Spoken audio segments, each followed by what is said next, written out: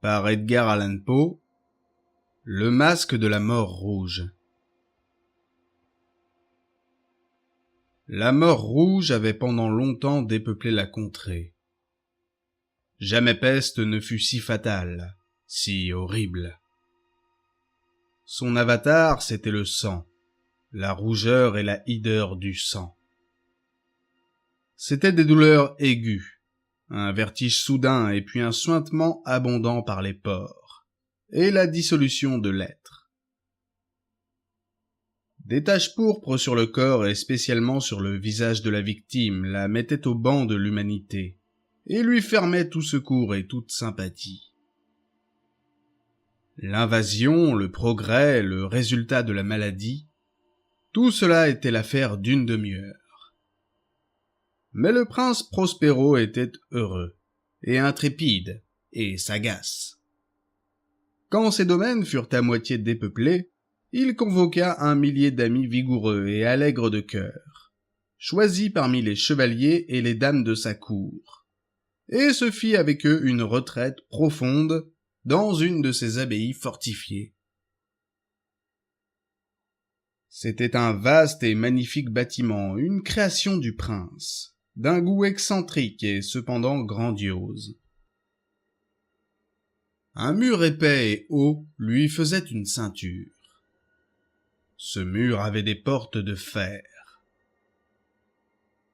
Les courtisans, une fois entrés, se serviraient de fourneaux et de solides marteaux pour souder les verrous. Ils résolurent de se barricader contre les impulsions soudaines du désespoir extérieur, et de fermer toute issue aux frénésies du dedans. L'abbaye fut largement approvisionnée. Grâce à ces précautions, les courtisans pouvaient jeter le défi à la contagion. Le monde extérieur s'arrangerait comme il pourrait. En attendant, c'était folie de s'affliger ou de penser. Le prince avait pourvu à tous les moyens de plaisir. Il y avait des bouffons, il y avait des improvisateurs, des danseurs, des musiciens. Il y avait le beau sous toutes ses formes. Il y avait le vin. En dedans, il y avait toutes ces belles choses et la sécurité. Au dehors, la mort rouge. Ce fut vers la fin du 5e ou 6e mois de sa retraite, et pendant que le fléau sévissait au dehors avec le plus de rage, que le prince Prospero gratifia ses 1000 amis d'un bal masqué de la plus insolite magnificence. Tableau voluptueux que cette mascarade. Mais d'abord, laissez-moi vous décrire les salles où elle eut lieu. Il y en avait 7, une enfilade impériale. Dans beaucoup de palais, ces séries de salons forment de longues perspectives en ligne droite, quand les battants des portes sont rabattus sur les murs de chaque côté, de sorte que le regard s'enfonce jusqu'au bout sans obstacle.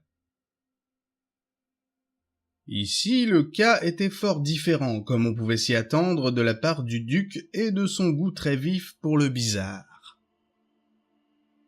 Les salles étaient si irrégulièrement disposées que l'œil n'en pouvait guère embrasser plus d'une à la fois.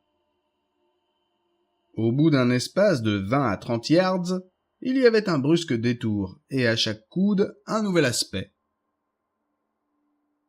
À droite et à gauche, au milieu de chaque mur, une haute et étroite fenêtre gothique donnait sur un corridor fermé qui suivait les sinuosités de l'appartement. Chaque fenêtre était faite de verre coloré en harmonie avec le ton dominant dans les décorations de la salle sur laquelle elle s'ouvrait. Celle qui occupait l'extrémité orientale, par exemple, était tendue de bleu et les fenêtres étaient d'un bleu profond. La seconde pièce était ornée et tendue de pourpre, et les carreaux étaient pourpres. La troisième, entièrement verte, et vertes les fenêtres. La quatrième, décorée d'orange, était éclairée par une fenêtre orangée. La 5e blanche, la 6e violette. La 7e salle était rigoureusement ensevelie de tentures de velours noir. qui revêtaient tout le plafond et les murs, et retombaient en lourdes nappes sur un tapis de même étoffe et de même couleur. Mais dans cette chambre seulement, la couleur des fenêtres ne correspondait pas à la décoration. Les carreaux étaient écarlates, d'une couleur intense de sang. Or, dans aucune des 7 salles, à travers les ornements d'or éparpillés à profusion çà et là ou suspendus aux lambris, on ne voyait de lampe ni de candélabre. Ni lampe ni bougie, aucune lumière de cette sorte dans cette longue suite de pièces.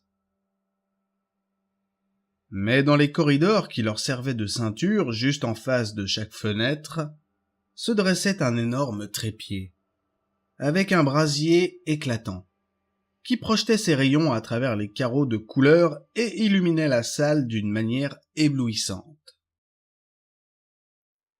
Ainsi se produisait une multitude d'aspects chatoyants et fantastiques. Mais dans la chambre de l'ouest, la chambre noire, la lumière du brasier qui ruisselait sur les tentures noires à travers les carreaux sanglants était épouvantablement sinistre et donnait aux physionomies des imprudents qui y entraient un aspect tellement étrange que bien peu de danseurs se sentaient le courage de mettre les pieds dans son enceinte magique. C'était aussi dans cette salle que s'élevait contre le mur de l'ouest une gigantesque horloge d'ébène. Son pendule se balançait avec un tic-tac sourd, lourd, monotone. Et quand l'aiguille des minutes avait fait le circuit du cadran et que l'heure allait sonner, il s'élevait des poumons d'airain de la machine un son clair, éclatant, profond et excessivement musical, mais d'une note si particulière et d'une énergie telle que d'heure en heure les musiciens de l'orchestre étaient contraints d'interrompre un instant leurs accords pour écouter la musique de l'heure. Les valseurs alors cessaient forcément leurs évolutions. Un trouble momentané courait dans toute la joyeuse compagnie. Et tant que vibrait le carillon, on remarquait que les plus fous devenaient pâles, et que les plus âgés et les plus rassis passaient leurs mains sur leur front, comme dans une méditation ou une rêverie délirante. Mais quand l'écho s'était tout à fait évanoui, une légère hilarité circulait par toute l'assemblée. Les musiciens s'entre-regardaient et souriaient de leurs nerfs et de leur folie, et se juraient tout bas les uns aux autres que la prochaine sonnerie ne produirait pas en eux la même émotion. Et puis, après la fuite des 60 minutes qui comprennent les 3600 secondes de l'heure disparue, arrivait une nouvelle sonnerie de la fatale horloge. Et c'était le même trouble, le même frisson, les mêmes rêveries. Mais en dépit de tout cela, c'était une joyeuse et magnifique orgie. Le goût du duc était tout particulier. Il avait un œil sûr à l'endroit des couleurs et des effets. Il méprisait le décorum de la mode. Ses plans étaient téméraires et sauvages, et ses conceptions brillaient d'une splendeur barbare. Il y a des gens qui l'auraient jugé fou. Ses courtisans sentaient bien qu'il ne l'était pas. Mais il fallait l'entendre, le voir, le toucher, pour être sûr qu'il ne l'était pas. Il avait, à l'occasion de cette grande fête, présidé en grande partie à la décoration mobilière des 7 salons. Et c'était son goût personnel qui avait commandé le style des travestissements. À coup sûr, c'étaient des conceptions grotesques. C'était éblouissant, étincelant. Il y avait du piquant et du fantastique, beaucoup de ce qu'on a vu depuis dans Hernani. Il y avait des figures vraiment arabesques, absurdement équipées, incongruement bâties. Des fantaisies monstrueuses comme la folie. Il y avait du beau, du licencieux, du bizarre en quantité. Tant soit peu de terrible et du dégoûtant à foison. Bref, c'était comme une multitude de rêves qui se pavanaient çà et là dans les 7 salons. Et ces rêves se contorsionnaient en tous sens, prenant la couleur des chambres, et l'on eût dit qu'ils exécutaient la musique avec leurs pieds, et que les airs étranges de l'orchestre étaient l'écho de leurs pas. Et de temps en temps, on entend sonner l'horloge d'ébène dans la salle de velours. Et alors, pour un moment, tout s'arrête, tout se tait, excepté la voix de l'horloge.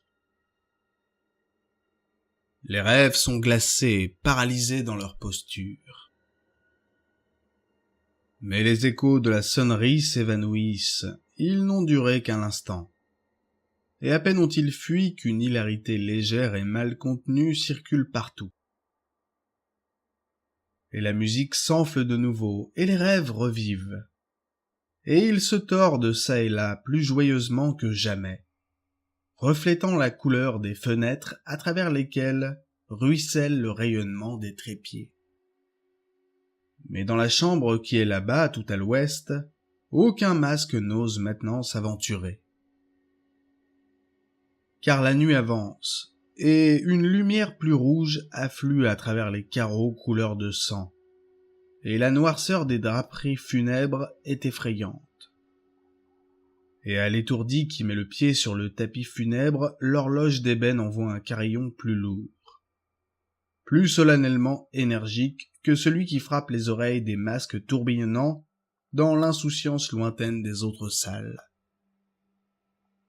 Quant à ces pièces-là, elles fourmillaient de monde, et le cœur de la vie y battait fiévreusement.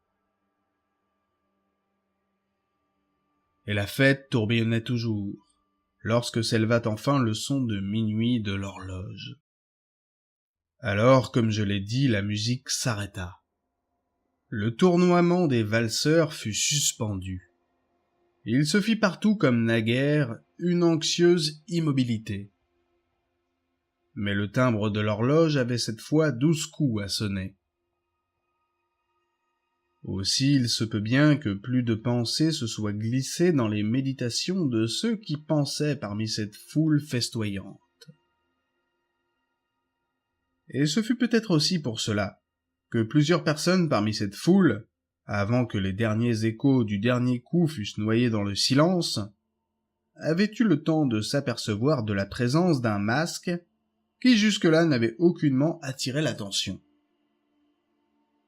Et la nouvelle de cette intrusion s'étant répandue en un chuchotement à la ronde, il s'éleva de toute l'assemblée un bourdonnement, un murmure significatif, d'étonnement et de désapprobation. Puis finalement de terreur, d'horreur et de dégoût. Dans une réunion de fantômes telle que je l'ai décrite, il fallait sans doute une apparition bien extraordinaire pour causer une telle sensation. La licence carnavalesque de cette nuit était, il est vrai, à peu près illimitée. Mais le personnage en question avait dépassé l'extravagance d'un Hérode, et franchi les bornes, cependant complaisantes, du décorum imposé par le prince. Il y a dans les cœurs des plus insouciants des cordes qui ne se laissent pas toucher sans émotion. Même chez les plus dépravés, chez ceux pour qui la vie et la mort sont également un jeu, il y a des choses avec lesquelles on ne peut pas jouer. Toute l'assemblée parut alors sentir profondément le mauvais goût et l'inconvenance de la conduite et du costume de l'étranger. Le personnage était grand et décharné, et enveloppé d'un suaire de la tête aux pieds. Le masque qui cachait le visage représentait si bien la physionomie d'un cadavre raidi que l'analyse la plus minutieuse aurait difficilement découvert l'artifice. Et cependant, tous ces fous joyeux auraient peut-être supporté, sinon approuvé, cette laide plaisanterie. Mais le masque avait été jusqu'à adopter le type de la mort rouge. Son vêtement était barbouillé de sang, et son large front, ainsi que tous les traits de sa face, était aspergé de l'épouvantable écarlate. Quand les yeux du prince Prospero tombèrent sur cette figure de spectre, qui, d'un mouvement lent, solennel, emphatique, comme pour mieux soutenir son rôle, se promenait çà et là à travers les danseurs, on le vit d'abord convulsé par un violent frisson de terreur, ou de dégoût. Mais une seconde après, son front s'empourpra de rage. « Qui ose ?» demanda-t-il, d'une voix enrouée aux courtisans debout près de lui. « Qui ose nous insulter par cette ironie blasphématoire ? Emparez-vous de lui et démasquez-le, que nous sachions qui nous aurons à pendre au créneau au lever du soleil. » C'était dans la chambre de l'Est, ou chambre bleue, que se trouvait le prince Prospero quand il prononça ces paroles. Elles retentirent fortement et clairement à travers les 7 salons, car le prince était un homme impérieux et robuste, et la musique s'était tue à un signe de sa main. C'était dans la chambre bleue que se tenait le prince, avec un groupe de pâles courtisans à ses côtés. D'abord, pendant qu'il parlait, il y eut parmi le groupe un léger mouvement en avant dans la direction de l'intrus, qui fut un instant presque à leur portée, et qui, maintenant, d'un pas délibéré et majestueux, se rapprochait de plus en plus du prince. Mais par suite d'une certaine terreur indéfinissable que l'audace insensée du masque avait inspirée à toute la société, il ne se trouva personne pour lui mettre la main dessus. Si bien que, ne trouvant aucun obstacle, il passa à 2 pas de la personne du prince. Et pendant que l'immense assemblée, comme obéissant à un seul mouvement, reculait du centre de la salle vers les murs, il continua sa route sans interruption, de ce même pas solennel et mesuré qu'il avait tout d'abord caractérisé, de la chambre bleue à la chambre pourpre, de la chambre pourpre à la chambre verte, de la verte à l'orange, de celle-ci à la blanche, et de celle-là à la violette, avant qu'on eût fait un mouvement décisif pour l'arrêter. Ce fut alors toutefois que le prince Prospero, exaspéré par la rage et la honte de sa lâcheté d'une minute, s'élança précipitamment à travers les 6 chambres, où nul ne le suivit, car une terreur mortelle s'était emparée de tout le monde.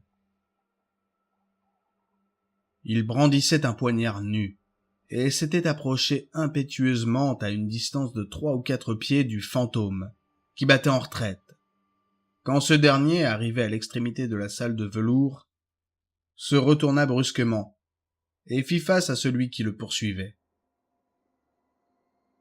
Un cri aigu partit, et le poignard glissa avec un éclair sur le tapis funèbre, où le prince Prospero tombait mort, une seconde après. Alors, invoquant le courage violent du désespoir, une foule de masques se précipita à la fois dans la chambre noire. Et, saisissant l'inconnu qui se tenait comme une grande statue, droit et immobile dans l'ombre de l'horloge d'ébène, ils se sentirent suffoqués par une terreur sans nom, en voyant que sous le linceul et le masque cadavéreux, qu'ils avaient empoignés avec une si violente énergie, ne logeait aucune forme palpable. On reconnut alors la présence de la mort rouge. Elle était venue comme un voleur de nuit.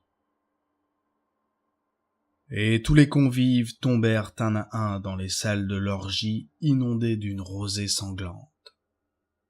Et chacun mourut dans la posture désespérée de sa chute. Et la vie de l'horloge d'ébène disparut avec celle du dernier de ces êtres joyeux. Et les flammes des trépieds expirèrent. Et les ténèbres et la ruine et la mort rouge établirent sur toute chose leur empire illimité.